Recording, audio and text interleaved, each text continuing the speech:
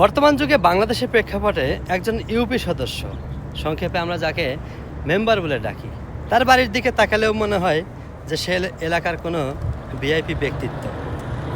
আর যদি উপজেলা চেয়ারম্যান বা এলাকার এমপি হয় তাহলে তো কোনো কথাই নেই।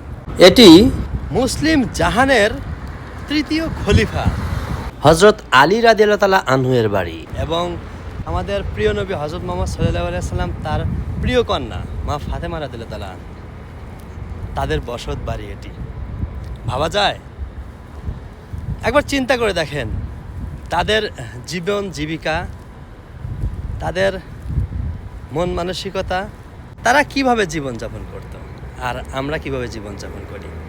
আমরা এমনভাবে জীবনযাপন করি যে আমরা এই পৃথিবী ছেড়ে আর কোনো দিন যাবই না। আর তারাও এই পৃথিবী শাসন করেছে, তারা ক্ষমতার গতিতে আরোহণ করেছে, তাদেরকে কোনো অভ্যুত্থানের মাধ্যমে ক্ষমতাচ্যুত করতে হয়নি। বর্তমান যুগে একটি কথা প্রচলিত আছে, সবচেয়ে বড় অপারেশন হলো কোনো ক্ষমতাসীন ব্যক্তির পাছার নিচ থেকে ক্ষমতার চেয়ার অপসারণ করা। হয়তো আপনারা ভাবতে পারেন তখনকার দিনে সভ্যতার এতটা বিস্তৃতি ঘটে নাই, কিন্তু এতটাও খারাপ পরিস্থিতি ছিল না যে একজন রাষ্ট্রপতির বাড়ি মাত্র একটি ঘর, একটি হাম্মামখানা, যার মধ্যে স্ত্রী সন্তান নিয়ে বসবাস করতে হতো। এটাও কি সম্ভব? আর চিন্তা করে দেখেন, তারাও মানুষ ছিল, আমরাও মানুষ।